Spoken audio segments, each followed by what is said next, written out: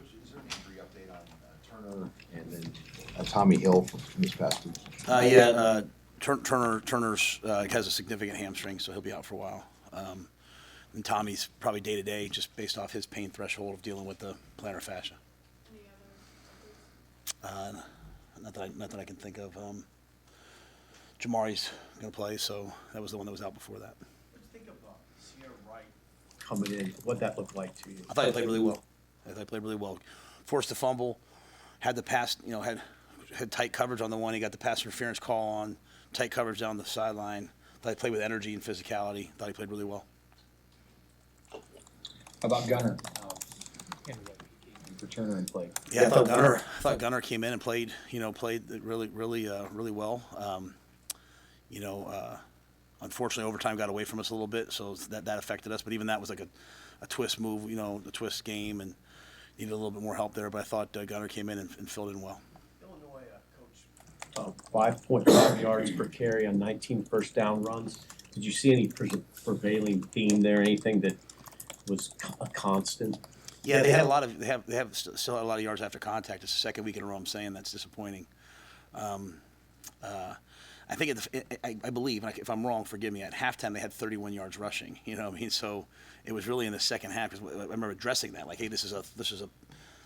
I mean, we predicted it. We told them, hey guys, they're going to come out. They're going to go tempo, no huddle. They're going to run RPO it. So like when it happened, they were, we were really settled in.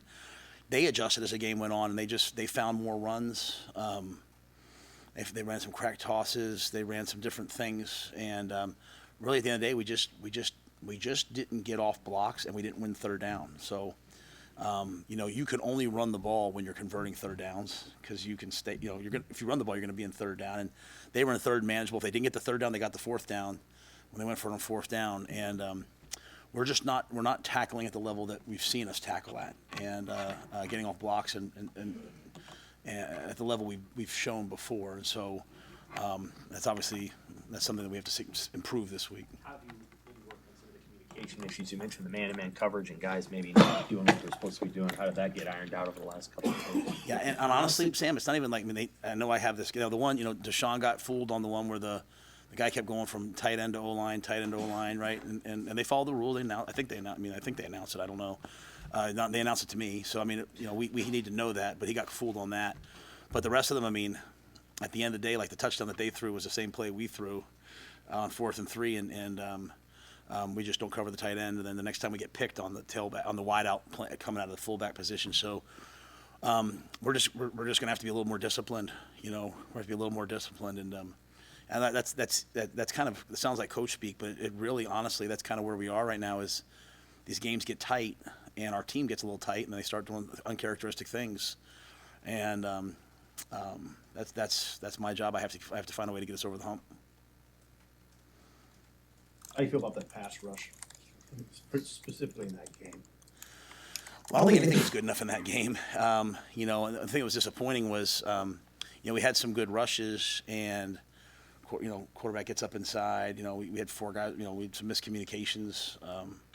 Again, a lot of errors on defense that I haven't seen us make since last year at Michigan, and it showed up for the first time. And so I could sit here and go through every little thing with you, honestly. And I'm happy. No, I'm happy to. But I'm saying, it's like literally, I'm just trying to. If there's one theme I have is none of it was quite good enough. And we still had a chance to win the game. That shows the progress our guys have made. That with all those mistakes and all those, giving up a touchdown on the first drive, all that stuff, we still had a chance to win the football game. But really, it's just what just wasn't good enough. Illinois started bringing a lot more pressure up the middle on Dylan. Do you expect teams to adjust and continue to try to force the issue with him versus letting him have to make decisions in coverage? Yeah, I'd blitz him. Like we were winning versus man. We put 4 wideouts on the field a little bit, saying, hey, just with the thought process of, can their 4th corner cover Jacory or Jalen? And they started playing a lot of zone. So that's what you saw Dylan just going up and down the field on them in zone because they're a man team. And then at the end of the game, they said, okay, enough. And they went back to man. They went back to pressure. And it's just kind of what we said last week. It's going to be bear defense, 5 1-on-1s. They bring the linebacker. Our back has to block the linebacker. And the disappointing thing was even, overtime was obviously it was not nearly good enough. It was a debacle, right? But at the end of the day, like it's just a missed assignment. It's not like we're not good. You know, that's my message to our guys. Like, they blitz the linebacker up the middle, the tailback doesn't pick it up, and how do you can't win these games doing that. You can't win these games false starting, and so. So people are going to pressure us. We just, again, just like on defense, on offense, we have to be a little bit more disciplined with what we're doing in terms of. It's not like we're doing new stuff than what we were doing the first couple games. We know what we're doing. We got into this ball game and we were just a little too tight, and we had to settle down and make one more play in my mind. And Illinois played loose, and they made a couple plays that won the game for them. On that subject of him of Illinois going back and forth between zone and man, you guys talked before the game about how that was difficult to diagnose, and he was going to have to do a lot of it post snap. How did you see Dylan? He crushed it. Assess that. Yeah, I thought Dylan was excellent. I thought he got fooled on the very first one. They went to zone, he didn't see it. He looked at the man side, and after that, he said, "I see the safety," and he was great at it, right? And seeing it, I thought we had chances. At the end of the day, we have 2 interceptions on the year. Both are balls in our hands, right? So we had a chance to. We catch that ball, we go up 2 scores. I thought Dylan saw the field well. The things Dylan has to do. We have to just keep working on protecting the football, right? Even 2 hands on the pocket. We put 2 balls. That one drive we had when we were backed up. We put 2 balls on the ground there. Obviously that can't happen. That we got on them, but so there's a lot of things that he's working on. But his preparation is allowing him to see what's happening in game time. On the punt where they had the 37-yard return, what happened as you talked over the next day there? Oh, yeah, we knew it right then. I mean, it's a on the left hash, we're punting the ball to the left. The gunner, everyone's running to the left, and then the ball goes all the way to the right. So just a bad punt. Long punt. So you kind of outkick the coverage and you kick it to the right side of the field. So these guys are running like this now. They have to turn and chase. And I thought the guys, they gave effort to get over there, but that's just. It's kind of even the big kickoff returns we've had. We kick the ball deep kickoff left into the left side. We're trying to pin them.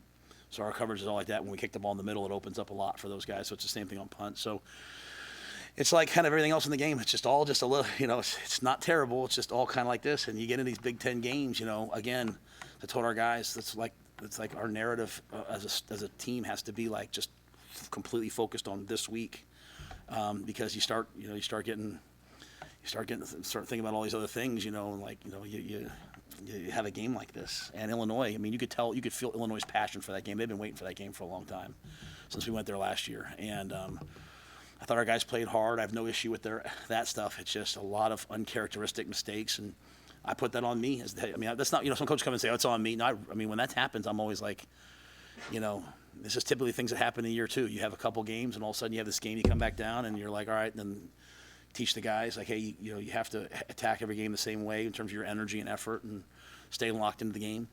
And then I have to find a way to get our team to, when the game gets tight, not get tight, but enjoy the battle and enjoy the competition. And I just felt really tight out there, in the second half.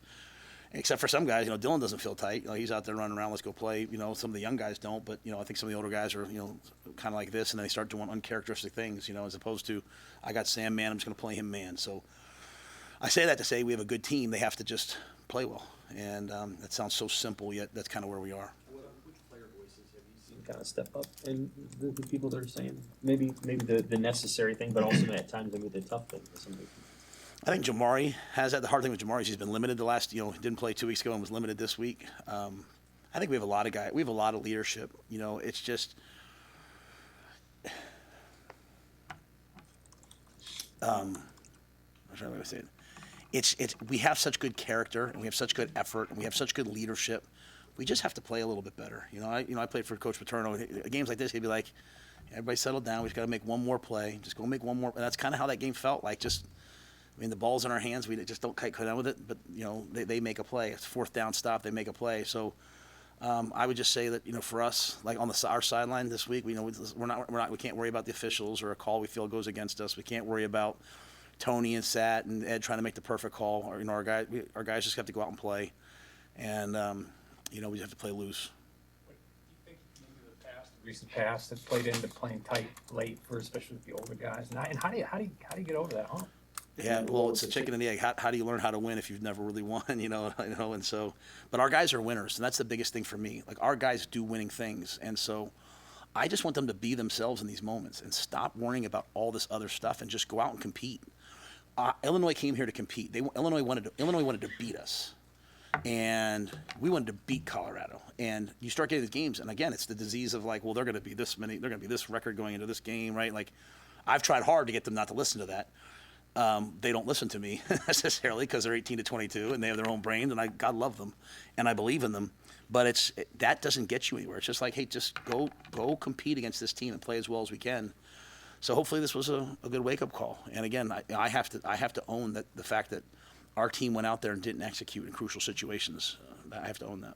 How tough is that balance when you're maybe a little unsure of the kicking game where it's been right now on when to go for it and that sort of stuff? Or what's your message to those guys who have struggled a little bit?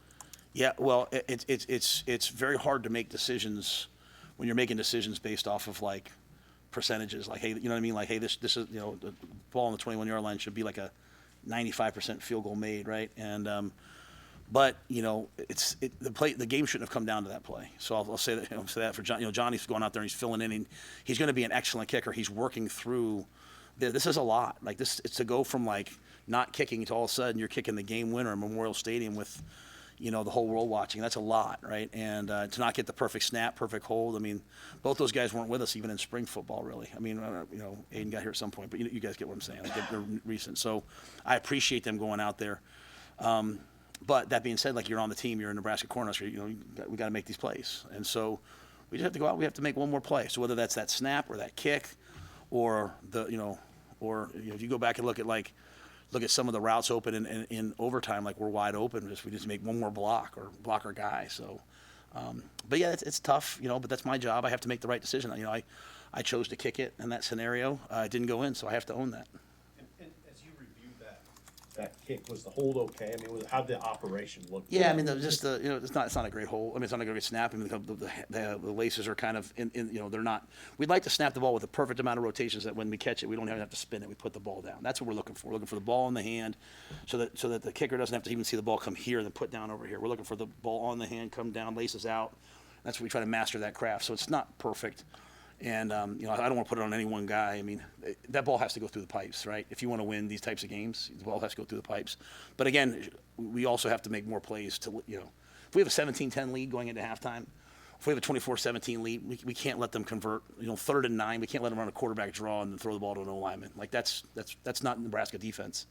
And, you know, our guys will just play a little better, hopefully. What about Alvano? What is the status on him, and how do you manage that? Because it seems like it can be a back and forth thing that you've already dealt with him all season. Yeah, just it just wasn't getting any better. You know, it's hard because you can't really. It's not like diagnosable, right? So I think the thought process was just to shut him down. You know, last week, kind of as of like Wednesday, like, you know, just didn't feel great on Tuesday.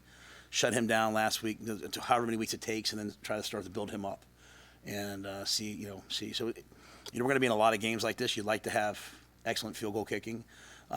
We did that with Tristan to get him healthy again, and then hoping that John can respond from this. You know, this will be an opportunity for him, really for the rest of his life, to be proud of his response. I trust that he'll respond well. I mean, this is difficult, but like I said, the game didn't come down to just that. Do you do anything extra with your kickers, as far as having other people around, other voices they can hear, whether it's technical stuff, psychological stuff? Like, you know, Ed, of course, can do some things, but he's, you know, not I don't think he's showing them how to kick the ball, right? Yeah. We hired Brett Martin. Brett's on staff. Brett's coaching for us. He's working with those guys. We have a mindset coach. We make a highlight video of themselves each week for visualization. Like, you know, we're working through all those things. You know, there's a process for young players to become a great player, and sometimes you have to go through some of these hurdles on your way to becoming a great player. And they're really for our whole team. You know what I mean? Like, we went through this disappointing game, and we have to emerge on the other side. We can't. I told them today, the guys are walking around with their heads down today and all that. There's no time for that. We got to get ready for Purdue. We have to learn from it and move on. We're kind of still in to the question earlier, learning how to win phase, and that's each person learning how to win their phase, their job. I hate that we're still in the learning how to win phase. I mean, that's not what I want. It's not like an excuse. Like, hey guys, bear with us. You know, but it's the Big Ten. Like, I keep saying that enough. Like, everyone's going to show up every week, and the games are going to come down to the wire. I mean, on Saturday I'm watching USC and Michigan. Like, games are going to come down to the wire. You got to compete, and So, but yes, we have those voices and those people there for. Brett's here all the time, like he's. No, he's at practices and meetings and stuff like that. Yeah. Travel to Purdue then, with you guys? Or? I believe so. Yeah, I believe so. That's a good question. I'm under the impression he will. I hate to. If I'm wrong, I'll let you know. What did you like from the defense? I mean, they obviously had you had a chance to win the game. What went well on that side? I mean, we did good. We did some good things on defense. Like I said, Ceyair came out, made some plays. It's just it just wasn't what we expected. I mean, I thought they settled down in the first half. I thought they settled down after that first drive, right? Tommy's trying to go, he can't go, he comes out, he plays another series, and then I thought we kind of settled down. I just think the thing that's hurting us a little bit is even when we're stopping them, it's long drives, it's time of possession, it's flipping the field, and we're starting with the ball at our own 10, 12, 15, right? So, we like to defer, we like to kick off, we like to try to make you go 3 and out, get the ball in good field position, and play tilted the field. I think Coach Ferentz has shown everyone how to do this in this league, in this weather for a while. So, if we're giving up an 8-play, 10-play drive when we can just make a play and get off the field. But yeah, I mean, I think overall, I don't think any of us is real satisfied with Friday night. With the defense, then, I mean, what have you seen for those guys since they got back in the facility, got back to work this week? Yeah, I mean, we just finished stuff just now, so there hasn't been a lot. A lot of guys were around yesterday. I met with some guys one-on-one. I think everyone sort of feels that I finished my team meeting, my review of the game.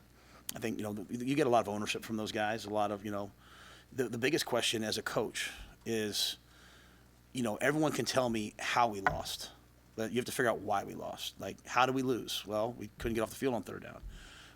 We gave up all these yards after contact. The question is why? Like, where did this come from, right? Like, that's the secret sauce of fixing these things. And so, to me, that comes from a lot of intimate, personal conversations with players and coaches, and that's something that's going to go throughout the whole week. But I've tried to hit on really two of them.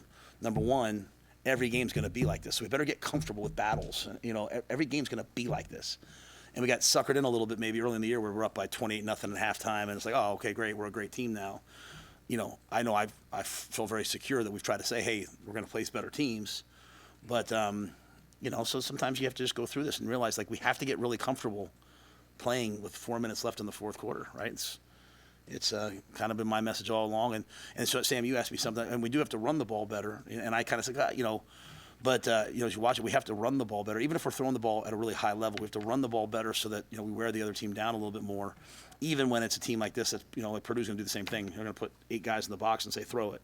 But we have to find a way to run the ball better. Is the carry distribution what you would like it to be? Well, I probably would have liked more carries, but I mean, this was a game for me where I felt like this game coming in was going to be like I wanted like 25 carries for Dante. I felt like he was going to be the hammer in this game, because there's really no ways to trick that defense, right? You're going to have to run the ball between the tackles, and they're going to be body blow runs, and then you hopefully split one. I would like to get Emmett more involved in the offense, but just kind of became a throw game, and we were having success throwing the ball. And so, to me, there's a way to win every game. You get in those games, and like I said, we put 4 wides on the field. They're playing cover 2. All right, let's just go attack it. And again, we went down and scored. But just as we move forward, there might be games. As long as we win, I don't care if we don't run the ball once or if we don't throw the ball once. But I think as we move forward, we have players that can help us that we need to utilize. Coach, is Micah Mazzccua, will he be back on the field this week, and could he play another position besides his guard, or is he strictly guard for you guys? No, potentially. He could potentially help us. Yep. Yeah, he potentially could, yeah. Yeah, we haven't practiced yet. I've never seen him take a snap there, so I don't know. But Lutowski's played tackle. Kanaka's back this week. Micah's played tackle in the past. Gunnar played well. So we have a lot of things, but we have a lot of work to do. We practice again this evening, and then we have tomorrow like full pad practice. So we'll see where we're at. Is he back now? Oh yeah, Micah played in the game. He was on the field goal team. Yeah, I don't know that yet. We'll see how practice goes. Yeah, we'll see how practice goes. But like I said, as I said, like Micah's been kind of working through some things, and I think he's made some progress. So if he's available this week, we'll play him. How do you think this team's going to play on the road? You guys have started the season 4 straight home games. I think it'll be another battle. I hope we play well on the road. I mean, I think there's nothing quite like getting in a hotel and kind of just being us, you know what I mean, and being in hostile territory. And the great thing about us is we know our fans will travel, so it's not like it's like you go somewhere and you don't see any red. We'll certainly have our fans there, but I hope our guys are looking forward to it. And we had a great game with them last year. Hudson Card's an excellent quarterback. Maccabee's a tremendous tailback. They have Reggie Love as well. I mean, they ran the ball for 250 yards last game. Their linebacker 4 is as good a player as there is in the Big Ten, leading the Big Ten in sacks. He had some big hits last year. So, and again, it's the same defense in many ways. So there'll be a lot of challenges that we tried to fix last week that now we'll have to see how we do it this week. When a defense gives up 300 rushing yards 2 weeks in a row, is there anything you can derive for that for your offense, even though you don't have a running quarterback? Yeah, because a lot of things, both teams had running quarterbacks, and really Oregon's getting it unbalanced and running, zone read. So, things that we did with Heinrich, would maybe carry over. But, we're game planning. We'll look and see what fits, what doesn't, what we can do. But, I think when you have a running quarterback, that's obviously really alters the way in which you do things. And, Dylan's obviously, he can do it on 3rd and 1 maybe. But You had mentioned you weren't sure if you guys were the more physical team on Friday. Yeah, we weren't. How do you feel about that, and how has practice changed this week at all as a result? No, we practiced hard. I mean, we've practiced hard. So we weren't the more physical team. How do I feel about it? You probably know. You probably can guess. How do they feel about it? Our players feel about it? They're not happy about it. So there's the ebbs and flows of a season. The ebbs and flows of watching players grow. Ebbs and flows of watching a team. Like I said, I'm proud of the way. Like I'm proud of the way they came in today. The ownership that they had. Even like it's not funny because none of this is funny. But it's like, you rip a ball out early in the game, and for the second week in a row, the first guy in's tackling the ball and trying to rip the ball out, and that's not who we were last year. Last year we came in and we tried to strike you and hit you, and then the second guy might rip the ball out. So. We have guys that I know can really respond, and they're going to have to because these guys, they run outside zone as well as any team will face this year, and we'll have a lot to get done. It's game 5. I mean, with the 4-game redshirt rule, do you revisit some of those things? Like, is Riley Van Poppel, based on what you saw in your depth, are you still okay with him in the 4 games? I had him put his helmet on in the middle of the game. I said, "Go get your helmet," because we were just struggling. But then as I watched the tape, it wasn't necessarily that. You know what I mean? I thought it was really some other areas, some other fits on the linebacker, so I didn't feel like, but yeah, I mean, if someone's going to help us win, we're going to play them. It's only if they're not going to help us that we're going to redshirt them. So I think, again, this isn't like for me, this isn't like, oh my gosh, like what happened? Like, let's just blow up everything. Let's change practice. No, to me, it's like, hey, we faced a team that was really focused and determined, and we still had a chance to win it. And we had to make one more play, hey, let's get back to the basics of what are we not doing well and work on those this week. But Riley's a good player, so if Riley can help us. Now, Sua's back now, which I've been waiting for. So I'm excited about that. So we'll have to kind of see it. But I do that with all, I'm kind of doing that with a lot of the guys, right? Like I'm keeping an eye on some of them. Hey, he's at 3 games. Where's he at? We're going to try to give him a chance to do some things this week. So, we're looking for some. Last year when you watched us play defense, I don't mean to talk to guys made a lot of plays on defense, and I just would like to see us make a few more plays while doing our job first, make a few more plays, and that's why Ceyair, everyone kind of noticed it because he came in and made some plays, right? And so I just kind of challenging the staff, hey, let's play a few more players, let's get some more guys in, let's see who can make a play on the ball, like let's get V9 in the game, let's get some more of these guys in the game. So, we'll see how that plays out during the week. What do you guys say when you in your film session when you watch the double pass on that last drive of regulation, and is that obviously you're trying to catch them off guard, but is it also just another way to continue to involve Heinrich and be creative with that? Yeah, that's the same play we ran at Minnesota last year. We threw the touchdown on. We just kind of have it up, and I was good with it. I said, hey, if you guys call it today, call it, and Sat called it, and it's when you're hoping to hit the home run, but if not, you get 12, 15, 20-yard gains. So. As I look at our team, my job, I think, as a head coach, is look and say which players are not being utilized enough. And I'd say Heinrich's one of those that maybe we're not utilizing enough. So he had a couple plays. He was in on a short yardage play. He had that play. But if he can help us more, it's glad we got Fedoni more involved this game. But to me, Heinrich's another guy that could help us. But that was just a play we had in, and Sat pulled the trigger on it. Back to Brett, just when did you add to his stuff? So Brett's just kind of consulted for Ed for a while, and then I think kind of as Brett's, kind of his life has shifted, just kind of right before the first game, I think, Ed would kind of use him as a sounding board, kind of to Rich's point, like show him some video. We're blessed here when we have like our specialist camp, we have 5 or 6 NFL kickers that help us, and so he kind of would use him as a sounding board, and then with the new rule, we went to, Troy and all those guys today, can we add him to the staff? And so, so he's been with us since training camp going into the first game. Dylan lobbied to go for that 4th down. No. I don't remember him saying anything to me. So, Is he in a position like just 4 games into his career where like what he says would? yeah, I'll listen to any person if they put the time in. I'll listen. They say, I tell the players all the time, never take advice from someone you wouldn't trade places with, and that's, and I also say never take criticism from someone you wouldn't take advice from. So I'll listen to anyone if they put the time in.